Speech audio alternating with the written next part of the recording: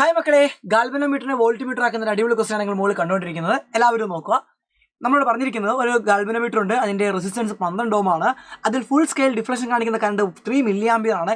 ഇതിനെ നമ്മൾ ഗാൽവനോമീറ്റർ ആക്കി, ഇതിനെ നമ്മൾ വോൾട്ടിമീറ്റർ ആയി കൺവേർട്ട് ചെയ്യുന്നു. 18 വോൾട്ട് മെഷർ ചെയ്യേണ്ട ഒരു വോൾട്ടിമീറ്റർ ആക്കിയാണ് കൺവേർട്ട് ചെയ്യേണ്ടത്. നമുക്ക് എല്ലാവർക്കും അറിയാം, ഒരു ഗാൽവനോമീറ്റർ വോൾട്ടിമീറ്റർ ആക്കണമെന്നുണ്ടെങ്കിൽ ഒരു ഹൈ റെസിസ്റ്റൻസിനെ നിങ്ങൾ സീരീസ് ആയിട്ട് തന്നെയാണ് കണക്ട് ചെയ്യണം. ഇനി നമുക്കറിയാം അടുത്ത റെസിസ്റ്റൻസിന്റെ വാല്യൂ ആണ് കണ്ടുപിടിക്കേണ്ടത്. നമുക്കറിയാം R ഈസ് ഈക്വൽ ടു റെസിസ്റ്റൻസിന്റെ വാല്യൂ കണ്ടുപിടിക്കുന്ന ഇക്വേഷൻ നമുക്ക് ബൈ ഹാർട്ട് ചെയ്യുക. V/IG മൈനസ് എന്താണ് G. ഈ ഒരു ഇക്വേഷനാണ് റെസിസ്റ്റൻസ് കണ്ടുപിടിക്കുന്ന ഇക്വേഷൻ. വോൾട്ടേജ് നമുക്ക് മെഷർ ചെയ്യേണ്ട വോൾട്ടേജ് 18 വോൾട്ട് ആണ്. വോൾട്ടിമീറ്ററായി കൺവേർട്ട് ചെയ്യും മെഷർ ചെയ്യേണ്ട വോൾട്ടേജ് 18 വോൾട്ട് ആണ്. 18 വോൾട്ട് ആണ് നമുക്ക് എന്ത് ചെയ്യേണ്ടത്, മെഷർ ചെയ്യേണ്ട വോൾട്ടേജ്. ഗാൽവനോമീറ്ററിനകത്തോട്ട് പോകുന്ന കറണ്ട് തന്നിട്ടുണ്ട് 3 മില്ലി ആംപിയർ ആണ്.